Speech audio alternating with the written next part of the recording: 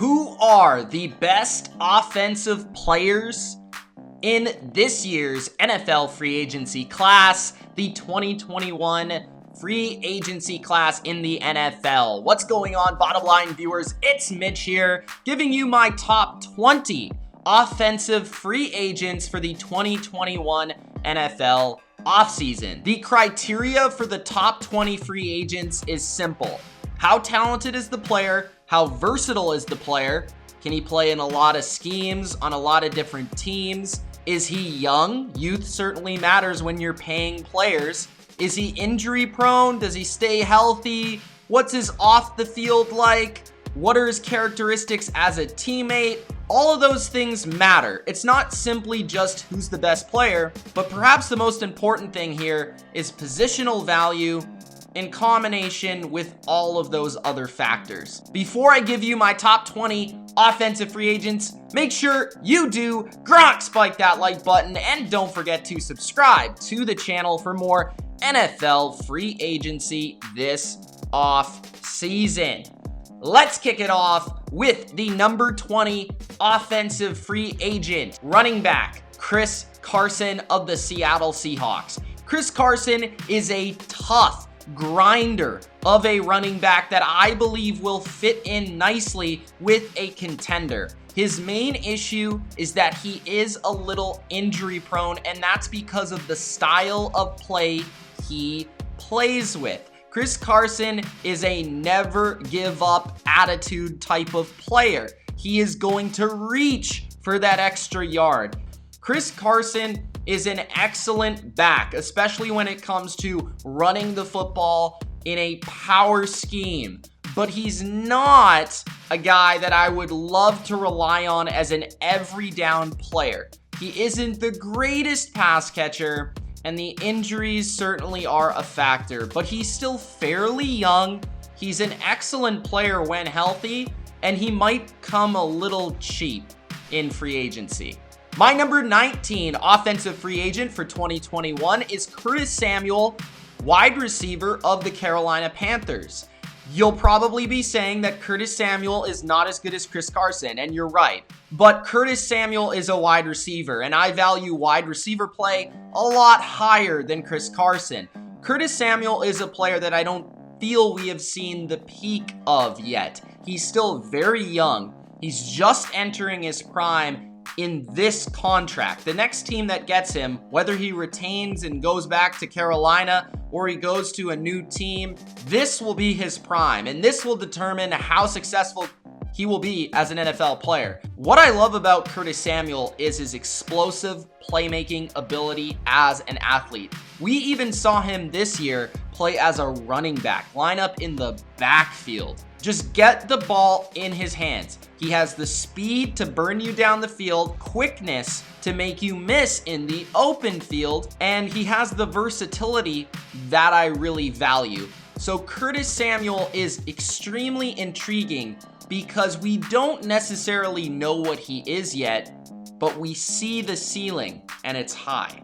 My number 18 offensive free agent for 2021 is none other than Rob Gronkowski. In my personal opinion, the greatest tight end ever to lace up a pair of cleats. Rob Gronkowski is no longer a prime version of Gronk, but he is still a fabulous, stellar starting tight end in this league. He is in the top 10, if not near the top 5 still. But the reason he's only at 18, he is a little old. He's certainly injury prone. Although he played all 16 games, was healthier than ever, really, in 2020. But Rob Gronkowski isn't going anywhere, guys. He has to be on this list because he is an unrestricted free agent, and he has the right to choose where he wants to go. But are we really going to believe that he's going to leave Tom Brady? Probably not. My number 17 offensive free agent for 2021 is another tight end. JuJu Smith is one of my personal favorite tight ends in football because I believe he's extremely overlooked and underrated. I believe JuJu Smith has the opportunity to really break out this next season. I believe it will have to be with a team that's not named the Titans, though. JuJu Smith needs to be put in a place that knows how to utilize their tight end, knows how to get the best out of an athlete like JuJu Smith. This guy is one of the best athletes at his position. He is extremely fast. He can break tackles in the open field. He can block a little bit. He is just overall a specimen of a tight end. And he's extremely difficult to match up with because of that. He showed off his red zone ability this season, scoring more touchdowns than ever. He is entering the prime of his career, a little bit like the tight end version of Curtis Samuel with a little bit more proven ability. JuJu Smith could become the next great tight end in football, and we might be seeing a team pay for that before we actually see the product on the field. JuJu Smith has me very intrigued, and I'll be pumped for whatever team gets him. At number 16, JuJu Smith's teammate from the Titans, Corey Davis. Corey Davis, for some, will be looked at as overrated, and for others will be seen as underrated. It really depends on your perspective. For me, Corey Davis would be a very solid number 2 wide receiver in the NFL, which he was for the Titans this past year, playing the Robin to AJ Brown's Batman. And he does that very well because Corey Davis can really thrive when he's given the number 2 corner that he can beat up on. And he's not seeing double teams. He's not seeing the majority of the great coverage from a defense, the attention. But when he can really thrive as a complementary secondary piece of an offense, he can be dangerous. He can put up 100-yard games. He can have multiple touchdowns. The problem with Corey Davis is he also leaves the map entirely, leaves the face of the earth sometimes. You don't even know that he's playing. He's very inconsistent, but when he's on, he's a playmaker. He's a difference maker. He's still young. In his mid-20s, he was a high first-round pick, which teams will really look at and say, ooh, that's interesting. And he certainly physically is gifted, but I would not pay him as a number 1 wide receiver. A number 2, I like it. Number 1, I'd back off a little bit. The number 15 offensive free agent is Daryl Williams of the Buffalo Bills. Before he was in Buffalo, Daryl Williams had a couple really awesome years in Carolina. He was actually a second-team All-Pro at the right tackle position in 2017. In 2020, he had one of his best years of his career just before entering free agency. So teams are going to look at him as a premier right tackle in this league, as they should. Now, he is not super young, but he's also not super old. He's in the sweet spot. He'll be a really good starting tackle for the next 3 years, and that is very valuable. He also has a little versatility. He has been able to move inside to play guard. He's not as good at it, but he can do it. Daryl Williams is a very good football player and deserves to be paid this offseason. At number 14, one of my personal favorite offensive linemen of all time, that is David Andrews of my New England Patriots. David Andrews is a leader. David Andrews is tough. David Andrews is smart. And David Andrews is the center you want. He is not even 30 yet. He's in his later 20s, but he's already played in a lot of playoff games, including winning multiple Super Bowls. Has everything you want from the center position. When it comes to the IQ, when it comes to the ability, he doesn't really have a flaw in his game. Now, he is coming off of one of his more down years, which was still like top 10 caliber, but we've seen him play as an elite guy, a top 5 center in the league. I believe he can get back there. He was just coming off an injury. I think he will get back there. And I believe that David Andrews is a really, really good center for your team. The number 13 offensive free agent in 2021 is perhaps the most polarizing figure in the NFL today, and that is none other than AB. Antonio Brown is one of the greatest receivers I have ever seen. But Antonio Brown is no longer Antonio Brown from his heyday of Pittsburgh. That is not to say that Antonio Brown is still not awesome at playing wide receiver. He is. Here's the thing. Antonio Brown is not going to leave Tampa. He loves Tom Brady. Every indication is that Tom Brady and him have a great relationship, that he will not leave Tampa Bay. And that's the only quarterback he wants to play with. The only way AB leaves Tampa Bay is if Tampa says no to AB. And I simply don't see that happening because they just won the Super Bowl. He was a part of it, and he was a really good citizen for them. That's the thing with AB. The rest of the free agency market, unless you have Tom Brady, are you willing to invest in Antonio Brown? Not the player, because he's still good. He's still a high caliber number 2 wide receiver in this league. The person, Antonio Brown, still has some time to prove himself. And while I'm a believer in him, a lot of people are not. So I could understand why his value wouldn't be as high. At number 12, Aaron Jones. Now you're going to say, Mitch, whoa, slow your roll. Why is Aaron Jones so low? Here is why. He plays running back. So remember, positional value is included in these rankings. Aaron Jones is a really good running back, but really good running backs don't necessarily make a huge difference in the win and losses column. Let's be honest. Aaron Jones can play, but it's not Aaron Jones why the Packers are good. It's Aaron Rodgers, the other Aaron. Aaron Jones is more of a complementary piece to what Green Bay does. While he's very good at doing that, and he is very well-rounded, and he's very explosive, he gives you a lot of elements of a really good player. I think if you're a team that has the money to spend on this position, a need at this position, and potentially a roster that could win in the next 2 to 3 years, you spend on Aaron Jones. But if you're a team that's rebuilding, or if you're a team with not a lot of cap space, the running back position is simply not a luxury that you can afford. At number 11, JuJu SmithSchuster. JuJu might be underrated on this list for some and might be overrated for others. He's another very polarizing figure, another polarizing Pittsburgh wide receiver, and I believe will be a former Pittsburgh wide receiver. I just don't see him sticking in Pittsburgh. With all he's done in terms of his TikTok dances and his make it about me attitude, I just don't believe that's going to be wanted inside of the Pittsburgh Steelers locker room with Mike Tomlin. I really don't see it, especially with the influence he's kind of had on Chase Claypool, which I don't exactly believe has been positive, but that's just my perspective and my opinion. You can disagree if you like. JuJu, as a player, is solid. I would not call him great. I would not call him phenomenal. I think he's a good wide receiver. I think he's a very good number 2 when he gets the chance to be one.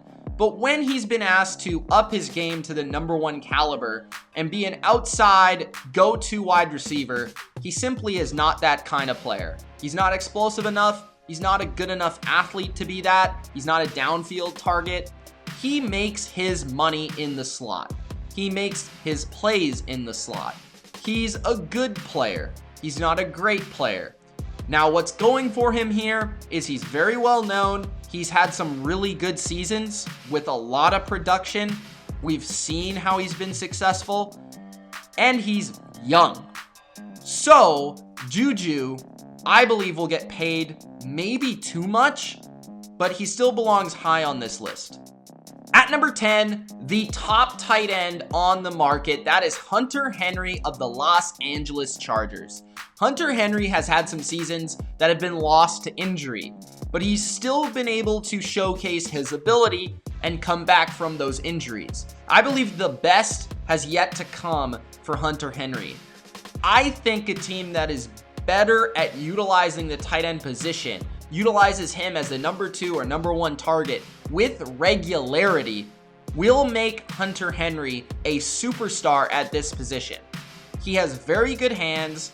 He is a solid athlete with good speed, good route running ability, and a phenomenal red zone target. Hunter Henry was a really highly touted tight end coming out of college, and I believe that a team is going to pay him a lot of money to pry him away from Los Angeles and to go to their team to be their tight end. There are only so many good tight ends in this league, and when you have a good one, it is very valuable. So Hunter Henry is inside my top 10. At number 9, the best right tackle on the market in this year's free agency, Taylor Moton of the Carolina Panthers. Very unknown, underrated player.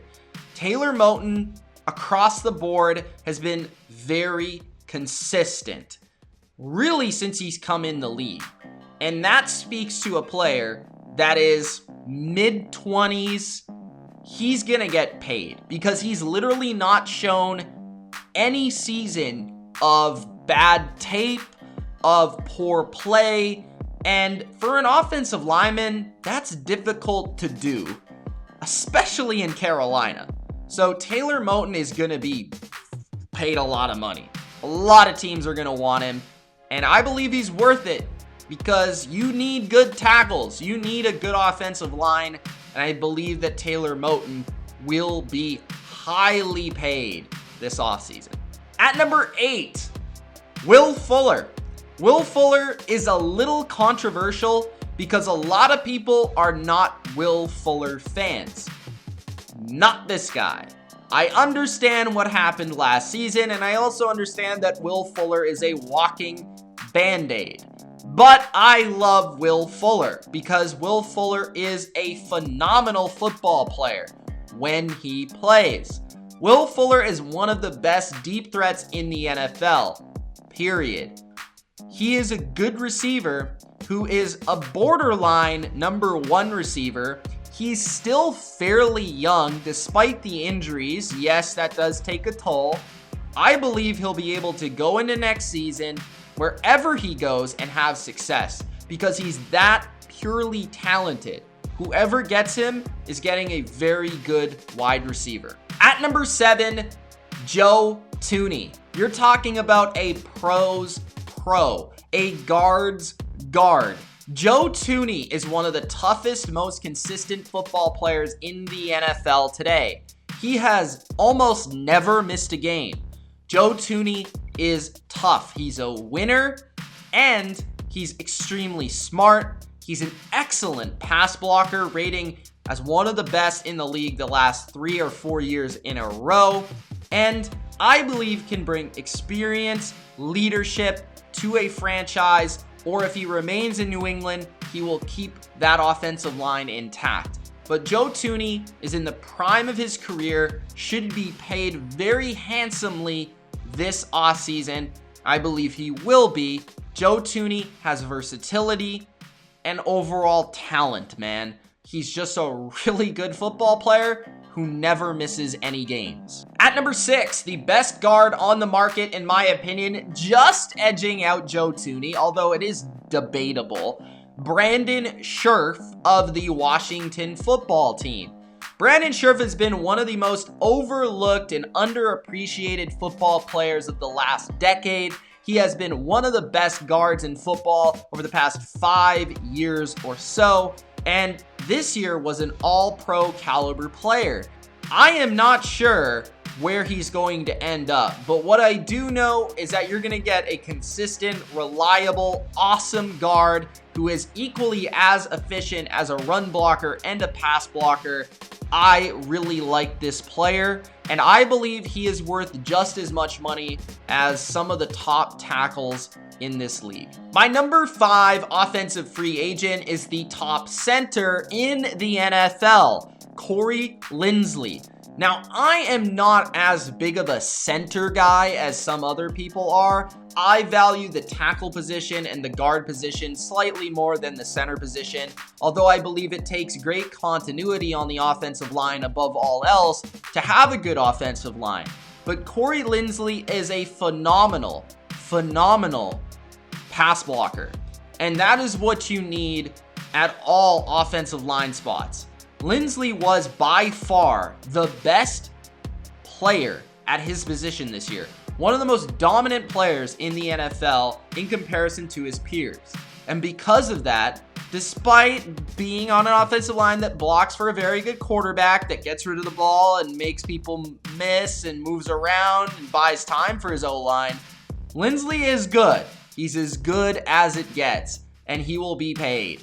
Trust me. At number 4, Trent Williams. Trent Williams is the best tackle on the market, but he's a little older. He has had some injury history.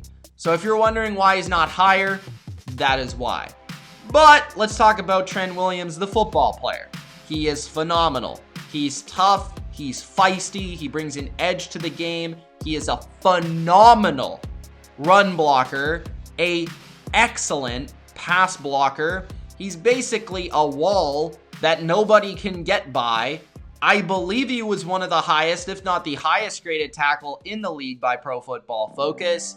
Williams can still play at an extremely high level, despite missing last year and coming back to the league this year without even playing. Entering the top 3 offensive free agents for 2021, the final 3 are all wide receivers. At number 3, I have Kenny Golladay. Kenny Golladay of the Detroit Lions is arguably a top 12, top 10 wide receiver in the NFL. He is that good. He's a true number 1. He is excellent both down the field and as a red zone target. He has had 2 extremely productive seasons with Matthew Stafford throwing him the football, and even without Matthew Stafford, Kenny Golladay is one of those wide receivers that is never open, but is always open because of his frame, because of his size, because of his long arms and big hands. Kenny Golladay is that type of wide receiver that you need to force the football.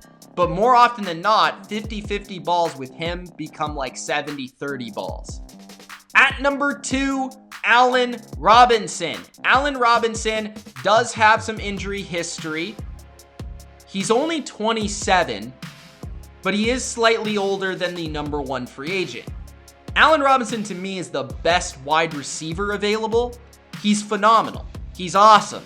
The guy gets separation like no other. He is one of the closest receivers in the league to me to a Devontae Adams type of guy. He has excellent releases off the line of scrimmage. He bullies corners regularly with his footwork and with his hand usage. And he is great along the sidelines in the middle of the field. You can move him around. He can make contested catches. He can burn you with his speed. He's a very complete player. He's not like the fastest guy. He's not the quickest guy. He's not the biggest guy. But he really combines every skill for a wide receiver at a high level and produces with very bad quarterback play. And if he goes to a team with very good quarterback play, he'll put up elite numbers. Allen Robinson should be very, very, very highly touted by every team that needs a wide receiver, which is basically every team in the NFL. And my number 1 offensive free agent for 2021 is Chris Godwin. Chris Godwin, coming off a Super Bowl championship, has been relatively quiet in 2020, 2021 as a Tampa Bay Buck. He didn't put up massive numbers, but he did come up big in some big games, including the NFC Championship game. Chris Godwin is what I love about wide receivers. He is tough as nails. He basically played half the season with 3 fingers on one of his hands, and he is excellent with yards after the catch. You could throw him a screen and he'll make more yards than just about any receiver in the league. He breaks tackles more than any other receiver in the NFL. So he's great in the short game, which is not really a proponent of the Bucs offense very much, but you could see that if you took him from the Bucs offense into an offense that was better with short game, he would be an elite 100 catch every season wide receiver.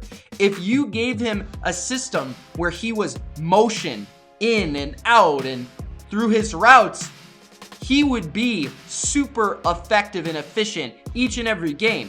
The Bucs system is aligned not really well for Chris Godwin, but he's so good and so talented that he overcomes really the system that I don't believe is fit and molded to him. It's molded more to a guy like Mike Evans, because Chris Godwin isn't really a downfield receiver. He is more of a short to intermediate yak guy, and that's what makes him so interesting. He's also pretty big, pretty strong, great hands, overall very good feet, good quickness, good speed, doesn't really have a flaw. He's only 24. 24. How many times do you see a borderline top 10 wide receiver enter free agency at 24? That is extremely rare, with already really good seasons under his belt. I cannot say enough good things about Chris Godwin. The final thing I'll say is that everybody loves this guy. He is a good person, as well as being a great football player. So those are my top 20 offensive free agents. Let me know who your top free agents are in the comment section below. Let me know who you believe your team should sign this offseason, and anything you have to say about my list. It's not the right list, it's just my list. Thanks for watching. It's Mitch. Peace.